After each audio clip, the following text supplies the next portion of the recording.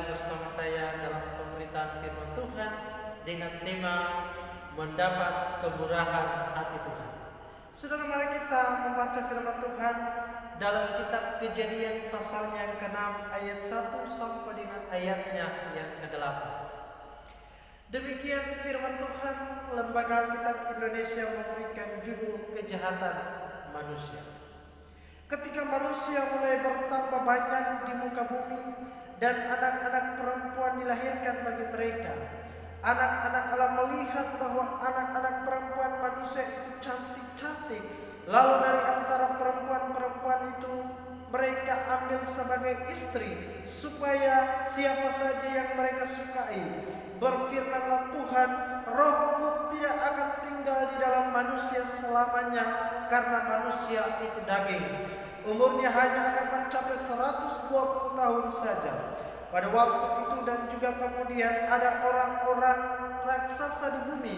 Ketika anak-anak Allah menghampiri anak-anak perempuan manusia, dan perempuan-perempuan itu melahirkan anak bagi mereka.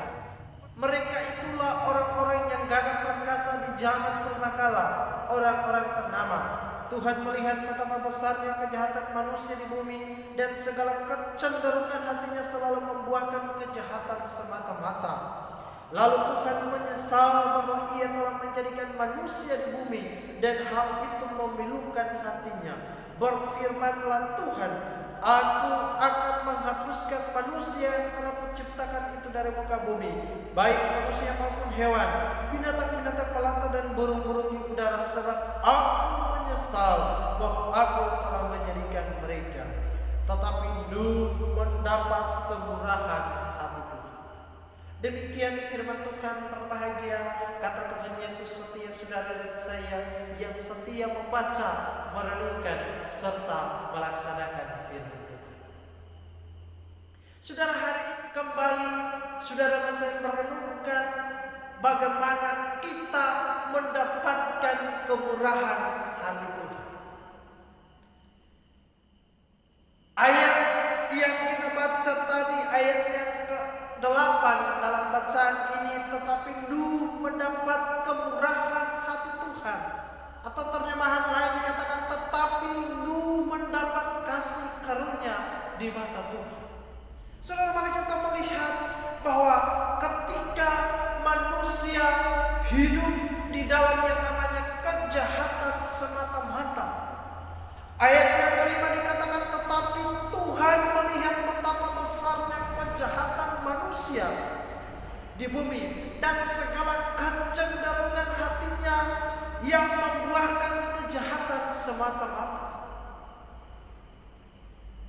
Berarti hati yang jahat akan berbuahkan yang namanya kejahatan. Sebaliknya, kalau kita lihat bahwa hati yang baik dan benar, maka itu akan berbuahkan yang namanya kebaikan dan kebenaran. Nah, pada kenyataannya Adam dan Hawa ketika jatuh di dalam yang namanya dosa, artinya bahwa mereka tidak taat kepada apa yang Tuhan perintahkan, apa yang Tuhan sampaikan kepada mereka. Mereka tidak taat, malahan mereka memberontak, dan pada akhirnya mereka jatuh di dalam yang namanya dosa. Dosa itu bagaikan kegelapan yang mendistorsi kehidupan manusia. Dosa itu yang mempengaruhi, membuat hubungan manusia dengan Allah mulai terputus, membuat manusia mulai menjauh daripada Allah. Nah, saudara, kita lihat bahwa ketika kejahatan manusia itu mulai meningkat, kejahatan manusia itu mulai bertambah akibat ketidaktaatan Adam dan Hawa dalam tanda kutip bahwa berdosa, maka manusia mengalami yang namanya kematian. Mati bukan secara mati daging, tetapi mati juga secara roh. Artinya hubungan manusia dengan Allah itu mulai terputus. Nah, kita lihat bahwa ketika manusia mengalami yang namanya kematian karena ketidaktaatan atau dosa itu,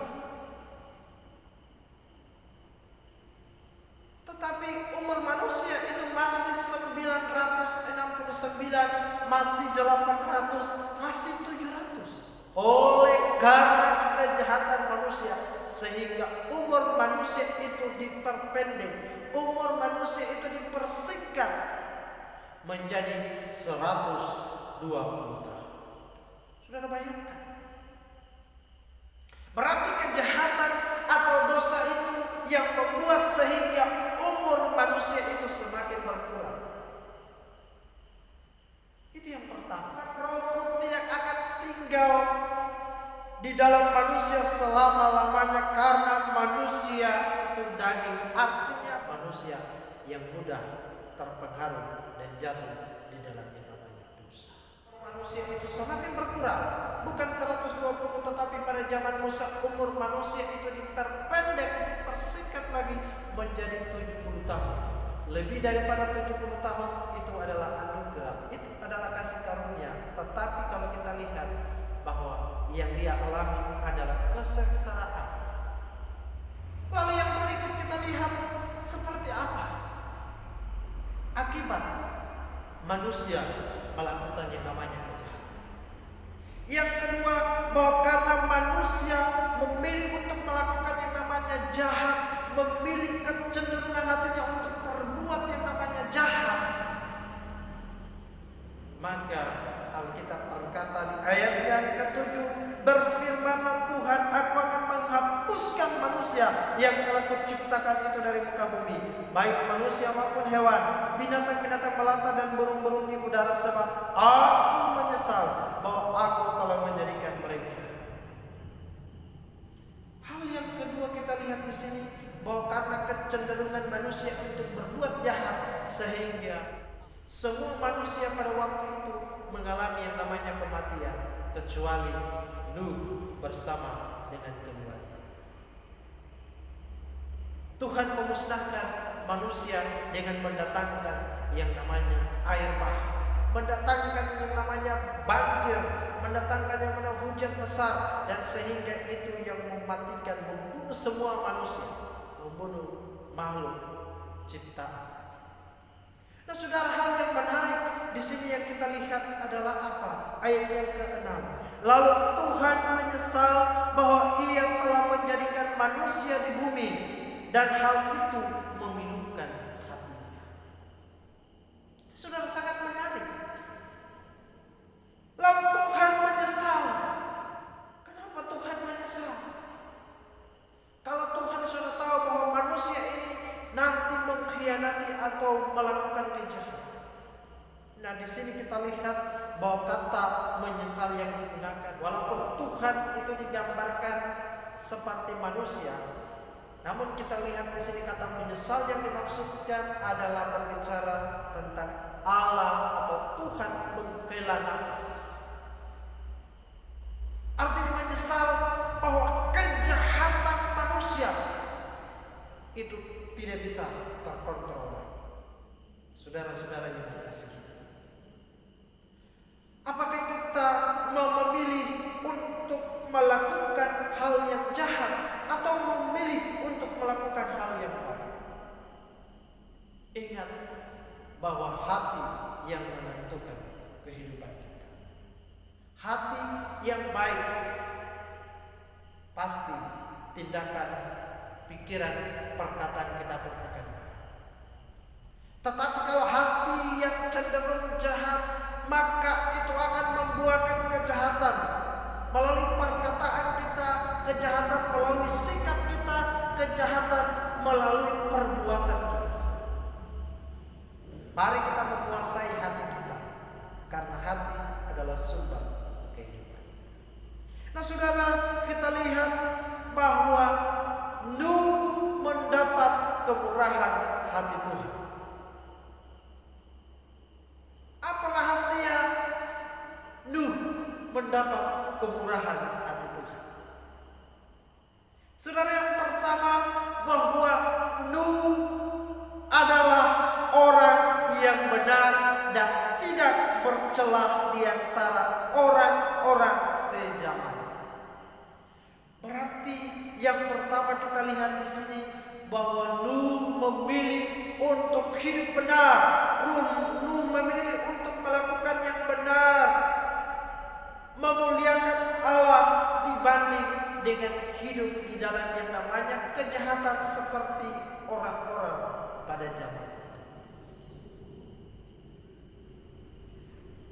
Nuh tidak bercelah, artinya tidak terpengaruh dengan kejahatan-kejahatan yang dilakukan orang-orang pada zaman itu. Nuh lebih memilih untuk hidup di dalam yang namanya kebenaran.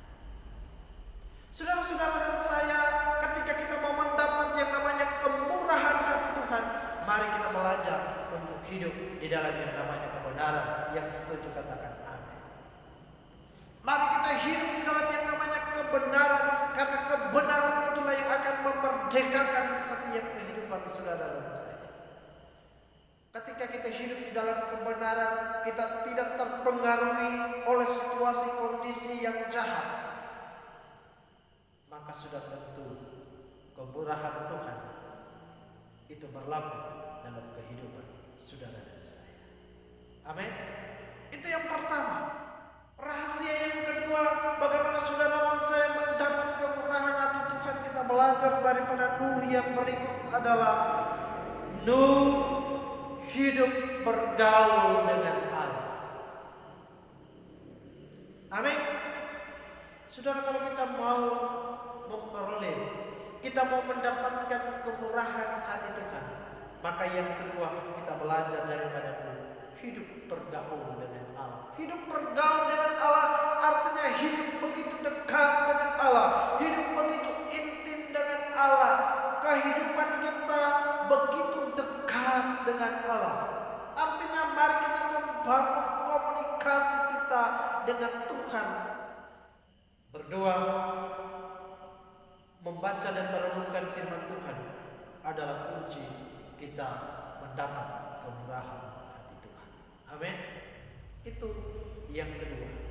Dan hal yang terakhir kita lihat bahwa ciri-ciri orang yang mendapat kemurahan hati Tuhan yang ketiga di ayat yang ke-22 dalam Kejadian pasal 6 dikatakan, lalu Nuh melakukan semuanya itu tepat seperti yang diperintahkan Allah kepadanya, demikian dilakukannya. Jika saudara dan saya mau mendapat yang namanya kemurahan hati Tuhan, maka kita belajar untuk hidup di dalam yang namanya ketaatan.